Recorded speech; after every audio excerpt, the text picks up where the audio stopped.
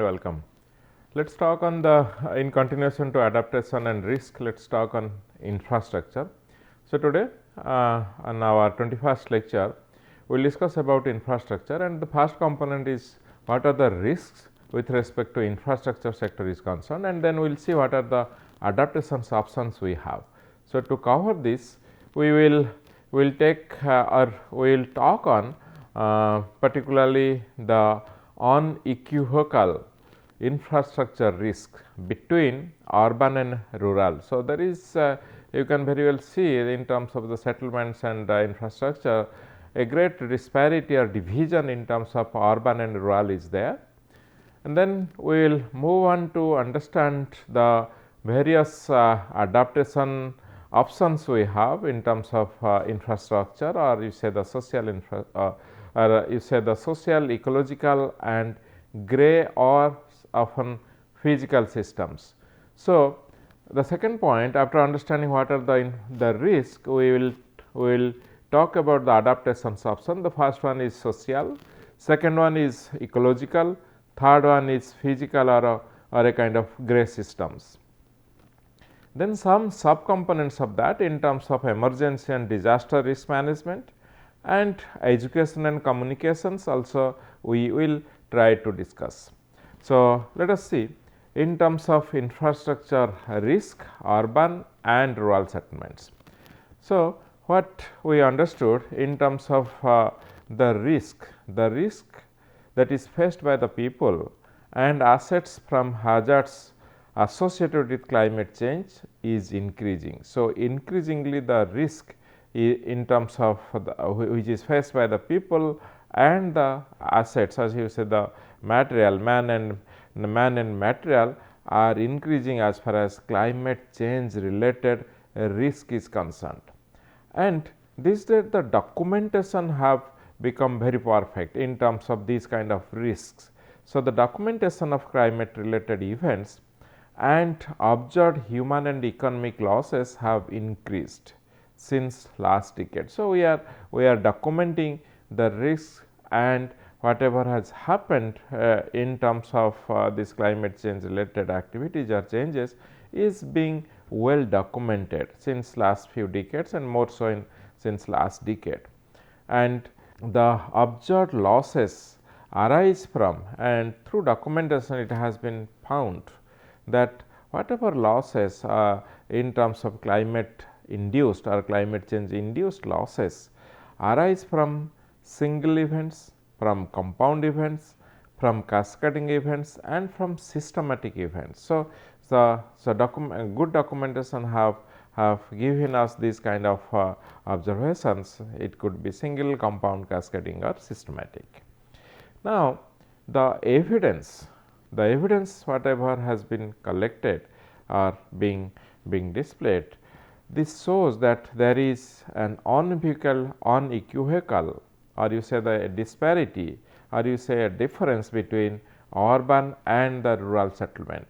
So, climate impacts are felt disproportionately in urban communities, with the most economically and socially marginalized being the most affected. Friends, we know this, we all realize this. There is a disproportion. The urban community has a different set of access, whereas they are economically sound, but as far as the marginalized or socially or little poor people, they are the most affected.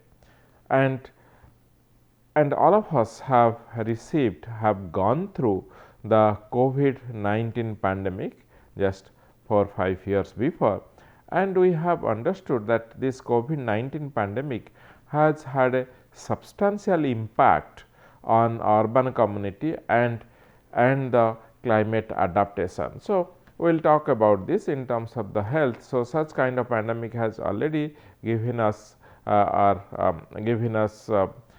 lesson, and we have already suffered a lot as far as this is concerned.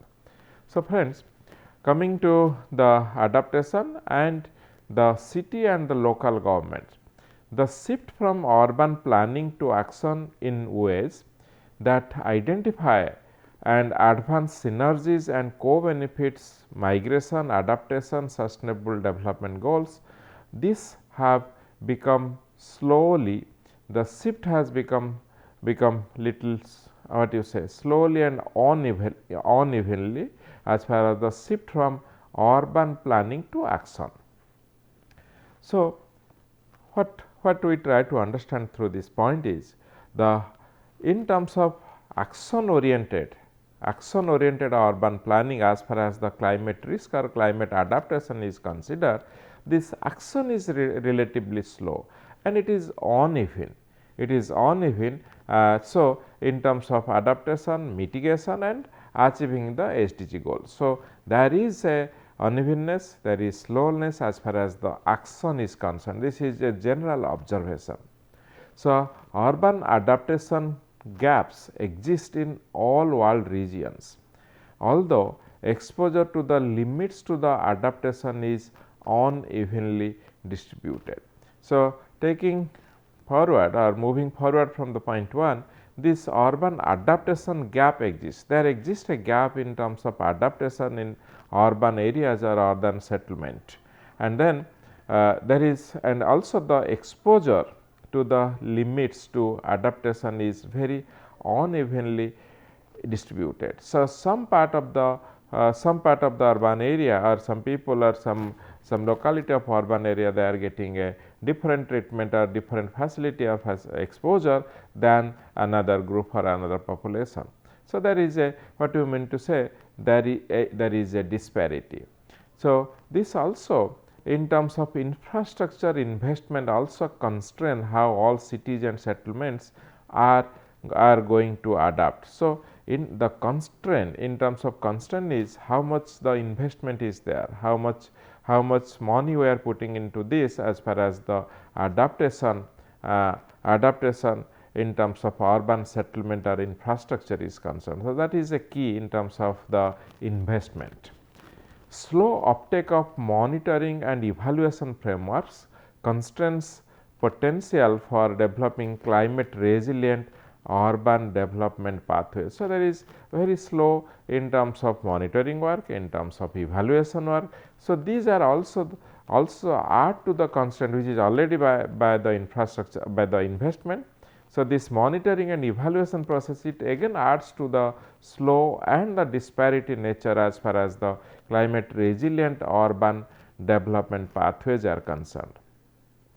And as far as the cities and the local government, you say that governs the city, are among the multiple actors, they facilitate climate change adaptation in various cities and urban areas. As far as the investment is concerned, this investment in urban adaptation has not yet kept pace with the innovations. So, on one side we have science and technology based innovations are there. On one side, to take this into practice, to take this into real adaptation, we need investment.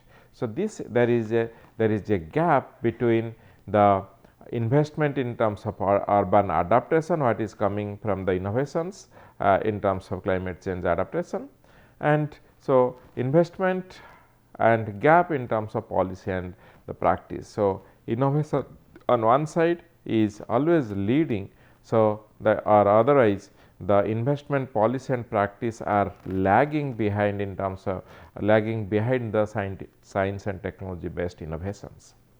The greatest gains in well-being in urban areas can be achieved by prioritizing investments to reduce climate risks for low income and marginalized residents and targeting informal settlements.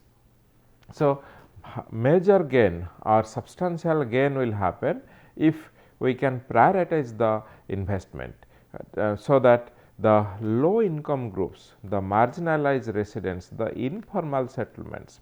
See, the structured, the more formal, the high income group, they have money of their own to take care or to adapt to this climate induced risks, but the sufferers are the low income marginalized residents and the informal settlement. So, if we prioritize the investment towards them, then perhaps the greatest benefit will be served to the mankind. Then coming to inclusive action, intersectional, gender responsive and inclusive action will accelerate the climate change related adaptations. So, global urbanization offers a time limited opportunity to work towards widespread and transformational adaptation and climate resilient development. So, we need to keep pace, we need to speed up, because the global urbanization is growing fast. So, our adaptation or climate resilient development also has to move fast. So, the opportunity is time limited. We need to move fast or at par as far as the global urbanization is concerned. Now, coming to the infrastructure as far as the adaptation is concerned. Friends, what happens? The adaptation as far as the infrastructure is considered can be divided into broadly into three parts. One is the social system, another is the ecological system, and the third is the gray or a physical system. So, some intervention or some construction of the wall, civil constructions or technological interventions. Okay. So, adaptation pathways are composed of sequences of adaptation actions that are connected through collaborative learning with the possibility of enabling transformation in urban and infrastructure system. As I just mentioned, dominantly three systems are considered, and they need to be safe, satisfying and productive. In that way it serves safe, satisfying and productive life in city and around or the rest of the places. So, what is social? So, social infrastructure includes housing, it also includes health, education, livelihood and social safety nets, cultural or heritage institution, disaster risk management and security and urban planning. So, all these fall under the social infrastructure. Similarly, the ecological infrastructure, the moment we talk about ecological infrastructure, this is green, this is nature friendly, or we say nature based solutions or nature based services. Temperature regulation, you take some measure, so that temperature is regulated automatically. You go for plantation based on their evapotranspiration property by the plants, they behave in terms of what they regulate the temperature. Okay. So, flood protection and urban agriculture. So, these are all eco-friendly or green ways of adaptation as far as the infrastructure is concerned. The urban adaptation gap is also found to be very unequal. The poorest quintile has a larger adaptation gap than the richest section. So, this kind of observed inequalities indicate that the markets, government actions and civil society investments available to reduce vulnerability and the risk among the poor have not been observed to offset the inequalities based on individual and household capacities, very clearly mentioned here. So, we know that there is inequality, there is disparity between urban and rural, between economically rich and economically poor population. So, this itself indicates that there is a gap, or there is disproportion in terms of government action, disproportion in terms of civil society investment, disproportion in terms of the market. So, this itself says that there is inequality based on individuals and household capability. So, we need to work on that. So, this this is a main bottleneck or major bottleneck as far as the adaptation is concerned through this in the social systems. So, look at this beautiful depiction picked from this report, 6th chapter of working group 2. So, friends, if you see here, just this is the urban adaptation gap to current climate risk. So, On the left hand side, the adaptation actions deployed have shown in 3 different colors in terms of current adaptation, the blue, the planned structure, the planned adaptation is the magenta, and on this side is the yellow, is all currently possible adaptations. And in terms of inequality, high and low, two types have been taken. So, high the upper 20%, low the lower 20% of the exposed population has been shown. And look at the second what you say, the second row, which depicts for Asia, Central and South. So, South and Central Asia. And as far as these 5 different columns are concerned, shown in different histograms or bar diagrams. The first one is adaptation to rain or the river flooding. Second is adaptation to storm or coastal flooding. Third is adaptation to heat waves. Fourth is adaptation to water security, and fifth is adaptation to food security. So, this way if we try to analyze the graphs in terms of the South and Central Asia, the adaptation to rainwater flooding is very high as far as the upper 20% of the exposed population in terms of inequality, whereas the lower is very less as far as the current adaptation is concerned. The lower one, if you see in terms of the planned adaptation, it is almost matching to that, but in practice it is differing a lot. And similarly, the next one, adaptation to the storm or coastal flooding, also gives a similar kind of impression. There is a lot of lag, there is a lot of disparity, there is a lot of difference between the Asia, the what you say, the inequality which is coming from the upper 20% and the lower 20% of the exposed population. So, similarly, the third one is adaptation to heat waves, fourth one is adaptation to heat security, fifth one is adaptation to food security.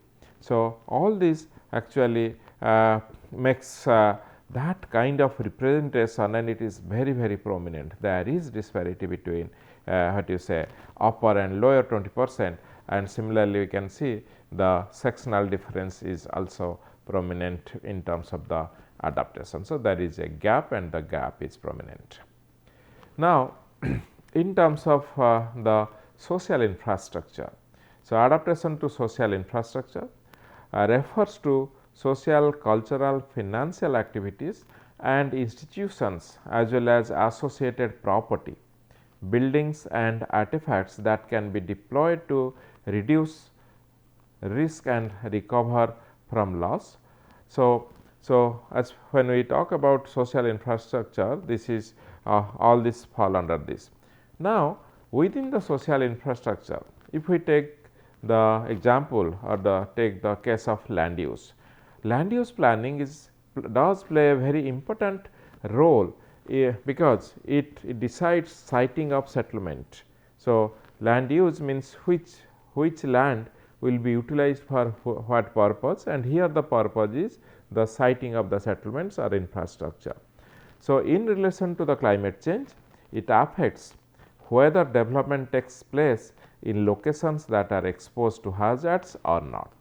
So, the land use planning is very important because if certain places, certain areas is exposed to hazards, certain areas is exposed to the extreme weather events. So, our land use plan has to be that way that it should have no or minimum exposure to any kind of climate change or climate change induced risks or exposures.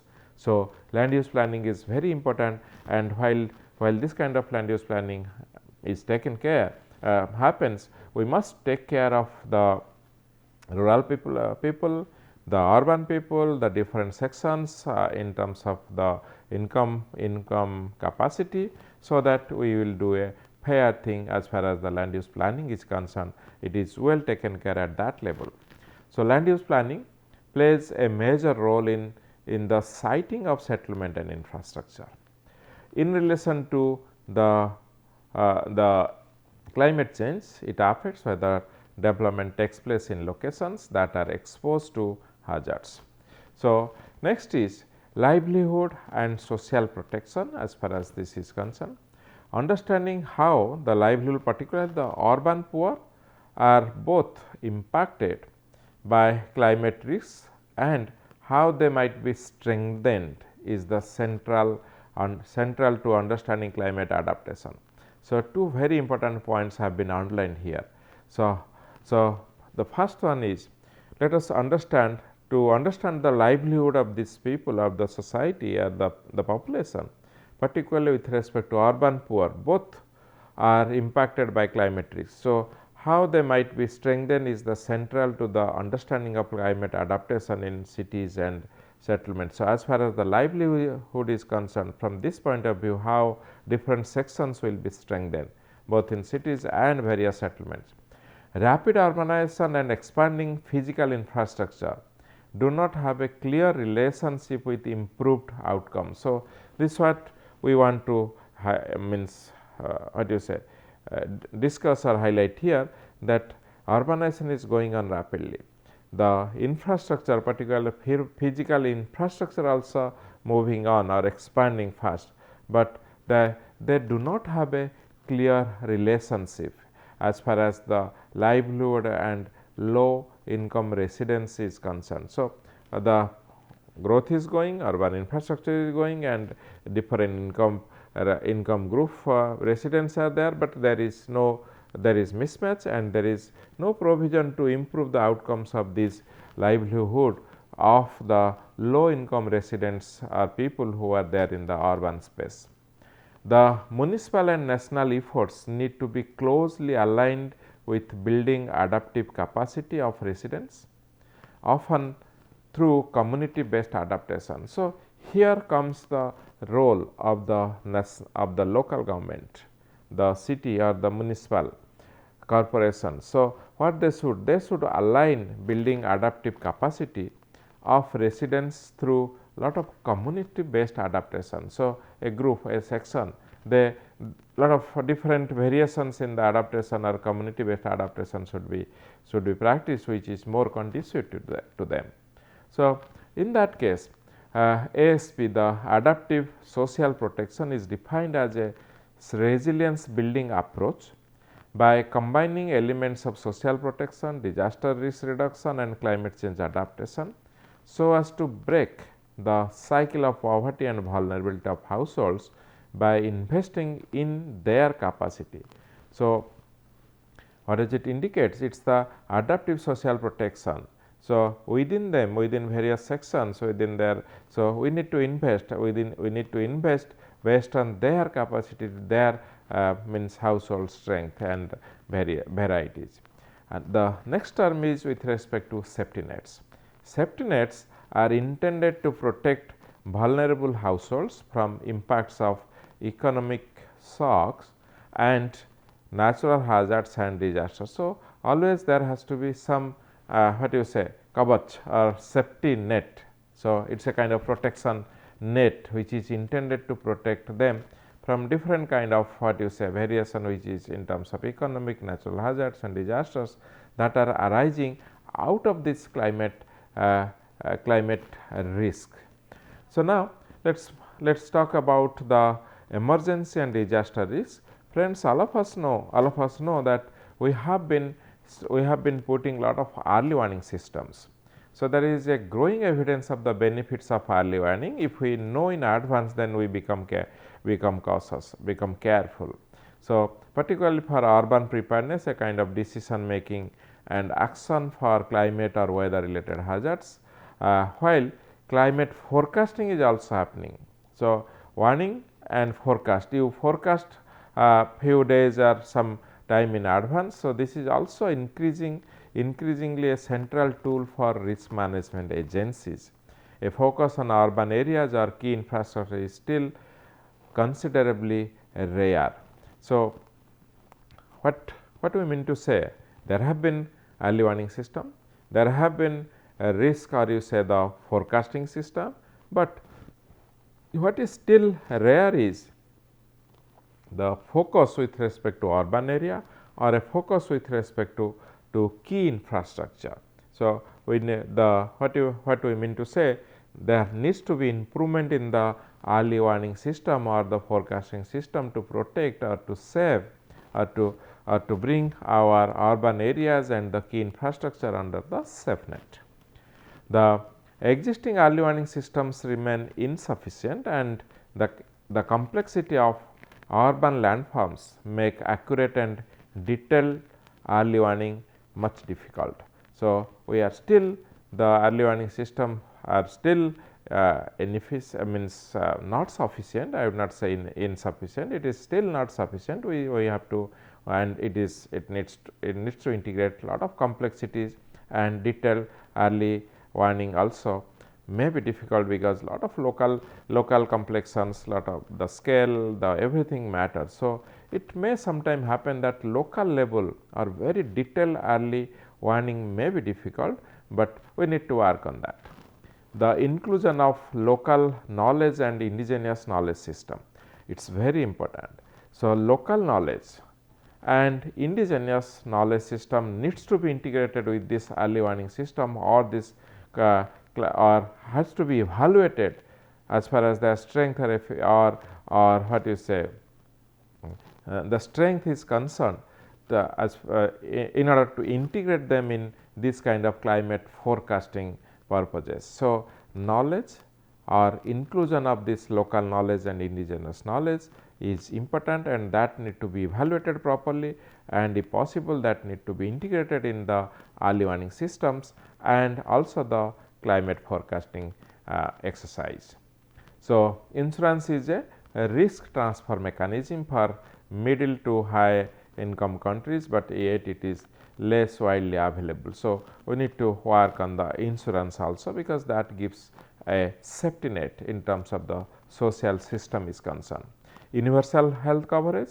So, coming to the health, as far as the universal health coverage is concerned, it is essential. It is essential component of the climate resilient health system. But what happens in most countries, access to health services is better in urban than in rural areas. We know countries like ours, we have better healthcare facility in urban areas than in comparison to the rural areas, and similarly the evidence is greatest for impacts on larger health facilities. So, such as hospitals, you see there is large hospitals sitting here and there or installed here and there, but there is less evidence regarding the impacts on the health services delivery outside these settings. So, inside the hospital premises it is perfectly fine, but outside, that means we have population, people living in many other places, many small what you say villages and setups or communities. So, there the evidence is very less, that means outside of this big hospital setting, such as smaller health facilities, the pharmacies, the first responders, the public health inspectors. So, all these are still very insufficient. So, from climate resilient health system point of view, we need to work on them. Then city level and local government adaptation planning is facilitated by information on health impacts, highlighting the need for monitoring and surveillance and the need for local evidence based risk assessment. So, this is what we understand, that we need to integrate them and we need to monitor.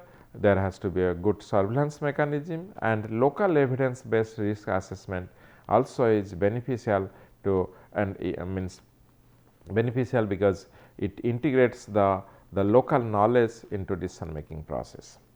So, education and communication, the next aspect is education. Friends, if the children which spend lot of time in schools, they also can be motivated, their curriculum can be oriented in terms of adapting to educational infrastructure. Similarly, the making physical structure safe with the knowledge and confidence also helps in terms of supporting individual and family based adaptation. Communication strategies developed in formal education and social media can also be highly influential. Similarly, the informal learning that take place outside of school settings such as library, botanical gardens and other different means are also very important, because they nurture in terms of lifelong long learning and nurturing environmental citizenship and activism towards the climate risk and adaptation. Similarly, the next one is the grey or physical infrastructure. So, construction of dams, construction of different what you say sea walls, slope revetments and river leaves are means fall under the grey infrastructure. The physical infrastructure, all of us put air conditions in our homes, cars and other places. So, these are the means in terms of grey physical infrastructure to adapt to the climate risks in terms of the infrastructure. So, we what I mean to say, this availability of grey and physical infrastructure is also there is a disparity, there is a affordability factor. The people or the group section of people who can afford to this kind of physical infrastructure are there, but others may not do, or lot of this lower or medium income group people may not have this access to this kind of things. The design process for physical infrastructure projects and significant constructions typically includes risk assessment and social and EIA, environmental impact assessment, that consider the neighboring land uses and connected infrastructure. So, building design and construction, passive cooling. Look, all of us are doing this in terms of the most promising adaptation measure are a combination of solar shading with increased level of insulation. The passive cooling is achieved by controlling the interaction between the building envelope and the natural elements. And as far as the energy is concerned, adapting to low carbon energy infrastructure improves its resilient, or you say improves the climate resilient.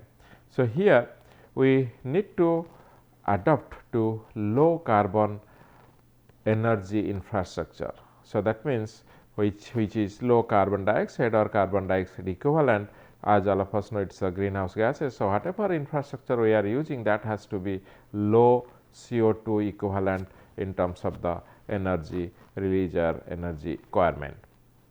Adaptation of road and rail network also in terms of rerouting or coastal protection, all this contributes to grey physical infrastructure. Similarly, utilization of public transport, investment in public transport, transient orient development, these all actually contributes towards green and physical infrastructure. We also need to work in terms of solution space for the policy and action gap. This is a kind of formulation where you can see a multi-level, place bound and various sections of this in terms of the activities that we discussed could lead towards policy action gap. And for this, the sixth chapter has been picked as far as the reference, and these two depictions also have been taken there, and we discussed these 5 points, and broadly we talked about the disparity, urban, rural, poor, rich, economically affordable and not affordable section of people. Then the 3 different sectors, social, ecological and grey physical sectors, and also we talked about the different risk management in terms of early warning, prediction, education and also the communication. So, thank you very much.